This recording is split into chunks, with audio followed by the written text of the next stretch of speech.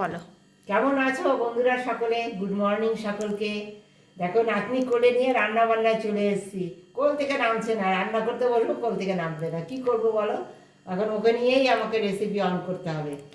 দেখো একটা দারুণ একটা রেসিপি নিয়ে এসেছি তোমাদের জন্য, তোমরা আমার সঙ্গে থেকে একবার স্কিপ করে দেখো না, খুব সুস্বাদু একটা রেসিপি। মাম দেখো এই যে রান্না হবে। এই দেখো আমি ফুলকপি নিয়ে নিয়েছি, বড় বড় করে কেটে নিয়েছি। আর তো ফুলকপি শেষ হতে চলেছে, শীত শেষ হচ্ছে, তার আগে এই রেসিপিটা অবশ্যই তোমরা দেখো আর করে ফেলো। আর বড় বড় করে আমি আলু কেটে নিয়েছি, এই যে এতটা আলু লাগবে না যদিও, আমি কিন্তু এই সাইজের আলু সমস্ত নিয়েছি, 7-8 টুকরো আলু দেবো। আর দেখো মশলা দেবো আমি, যেহেতু এটা আমার কাসুরি ফুলকপি হবে, হ্যাঁ হ্যাঁ কাসুরি ফুলকপি হবে, তাই দেখো আমি কাসুরি মেথিটাই সব থেকে বেশি দিয়েছি। পেঁয়াজ দিয়েছি, বড় একটা গোটা পেঁয়াজ, হ্যাঁ একটা কাঁচা লঙ্কা। বেশি ঝাল হবে না এই মশলা রান্নাটায় আমার, হ্যাঁ একটু মিষ্টি ঝাল হবে, তাই আমি এটা কি বলো তো খুব বেশি ঝাল দেবো না। সব মশলা দেখো অল্প অল্প, সামান্য চাট মশলা, সামান্য ধনিয়ার গুঁড়ো, জিরের গুঁড়ো দেইনি, সামান্য একটুখানি রসুন, 4 কোয়া মতো রসুন, আর ছোটো টিস্পুন, হাফ টিস্পুন ধনিয়ার গুঁড়ো, আর হ্যাঁ 1/4 টিস্পুন আমি চাট মশলা, দেখো 1/4 চামচ চাট মশলা, হাফ চামচ আমি হাফ টিস্পুন দিয়েছি ধনিয়ার গুঁড়ো, 4টে রসুন আমি কোয়া বেটে নিয়েছি, আর এরকম ছোট এক টুকরো আদা বেটে নিয়েছি, একটু সামান্য কাশ্মীরি লঙ্কার গুঁড়ো, একটু সামান্য গরম মশলা, আর নিয়েছি দেখো 1.5 চামচ মতো চাল মগজ, আর 6খানা কাজু, আর সামান্য ধনিয়া পাতা, লবণ নিয়েছি পরিমাণ মতো লবণ, আর কাসুরি মেথিটা সবচেয়ে বেশি নিয়েছি। এইগুলো সব একসঙ্গে দিয়ে বেটে নেবো, কিন্তু এতে আমি 100 দইও দেবো। দইটাও পরে, আমি দইটা এখনো আনতে পারিনি বাজার থেকে, এসে এটা বেটে নিয়ে তারপর দইটা তোমাদের দেখাচ্ছি। 100 দই এতে দেবো একসঙ্গে, আবার ওই দইটাও দিয়ে একসঙ্গে পেস্ট করে নেবো। তোমরা আমার সঙ্গে থাকো, আশা করি তোমাদের খুব ভালো লাগবে এই রেসিপি।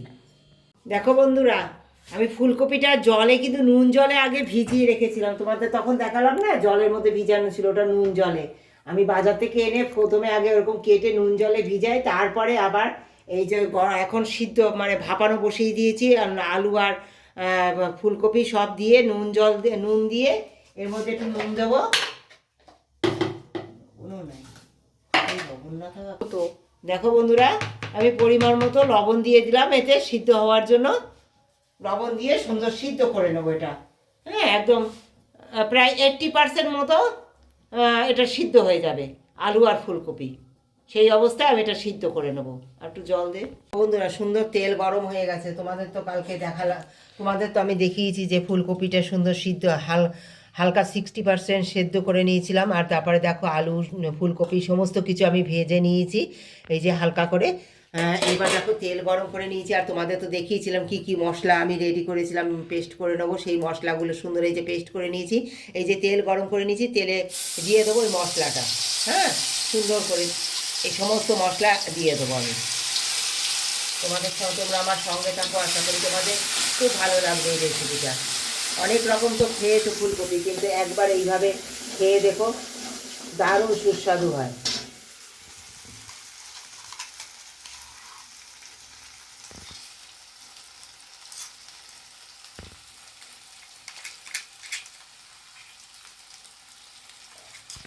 দেখো বন্ধুরা, তোমাদের তো দইটা দেখাতে ভুলে গেছিলাম, হ্যাঁ দইটা তখন ঘরে ছিল না, এবার এই মশলার মধ্যে আমি দইটাও দিয়ে দেবো। দইটা সুন্দর করে আমি ফেটে নিয়েছি, আর দইটা যখন দেবে না খুব সিম আঁচে করে নেবে, হ্যাঁ পারলে গ্যাস অফ করে দেবে, যদি জোরে থাকে, তোমাদের চুলোয় থাকলে কড়াইটা নামিয়ে নেবে সব সময়। আর এখন দইটা দিয়ে খুব ভালো করে ফাটতে হবে, খুব ভালো করে ফাটতে হবে, আর না তো ছানা কেটে যাবে, হ্যাঁ এটা খুব ভালো করে ফাটতে হয়। দইটা দিয়ে খুব ভালো করে, দেখো আমি খুব ভালো করে ফেটে নিচ্ছি, এরকম খুব ভালো করে ফেটে নিতে হবে, খুব ভালো করে ফেটে নিতে হবে এরকম, হ্যাঁ। এবার খুব ভালো করে আমি মশলাটা কষিয়ে নেবো, এই অবস্থায় খুব ভালো করে মশলাটা আমি কষিয়ে নেব। দেখো বন্ধুরা, আমার সুন্দর মশলা কষানো হয়ে গেছে, তেল ছেড়ে দিয়েছে। আমি কিন্তু এটা সর্ষে তেলে করেছি, তোমরা চাইলে সাদা তেলে করতে পারো, হ্যাঁ আমরা সাদা তেল তেমন খাই না বলে, তোমাদের যদি মনে চায় যে সাদা তেল করবো এই রেসিপিটা দিয়ে, তোমরা অবশ্যই করতে পারো। তোমাদের যেমন খুশি। আমি এবার দেখো এই যে ফুলকপি আলু সমস্ত ভেজে নিয়েছিলাম সেগুলো দিয়ে একটু নাড়িয়ে চাড়িয়ে আমি দিয়ে দেবো এবার গরম জল।